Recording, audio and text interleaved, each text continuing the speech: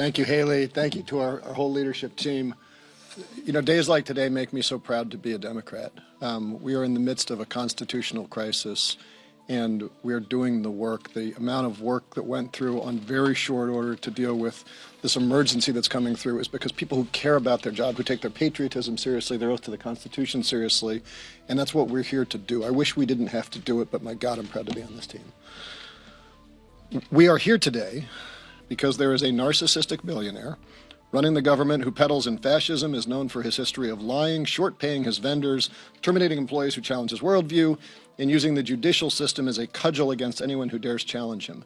And if you are listening to that and saying, is he talking about Donald Trump or Elon Musk, then you kind of get the problem, don't you?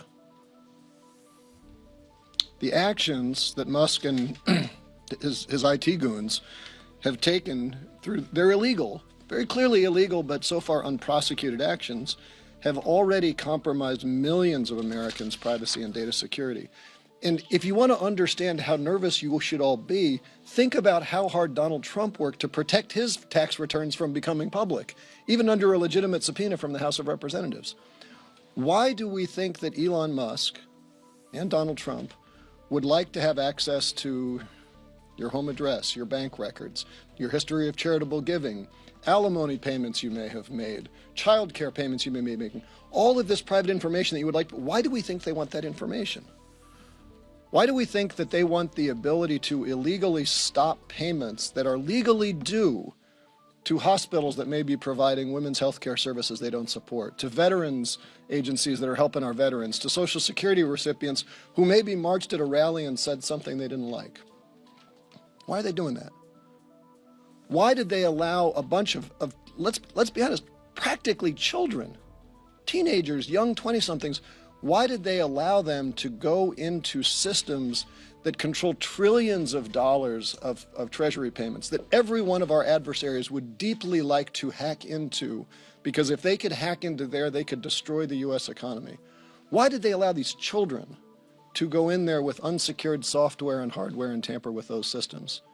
Why did they do that at the same time that they were firing FBI agents, firing CIA agents? What is the consequence of that? If we close this barn door today, how much is already burned down?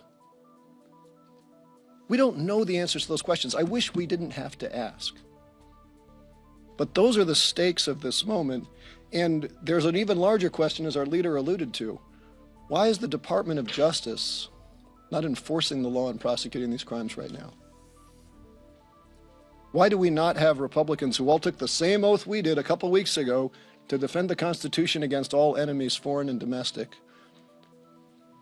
Why are they standing there doing nothing? I know every one of us was elected to lead. None of us went out in the elections and said, if you elect me, I will promise to cower before the first bully who shows up. That's what we're here to do, to lead.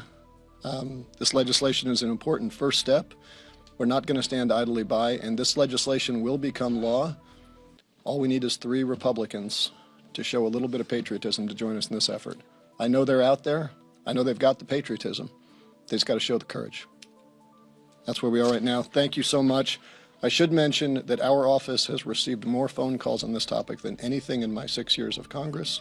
And I say that only because if I leave here early, it is only because we called a telephone town hall that's starting in about 30 minutes, and I have to be talking to people because they are all deathly concerned about what this means for them for all the reasons that I articulated. Hopefully I'll be able to stick around for questions. In the meantime, turn it over to our wonderful and talented whip, Catherine Clark.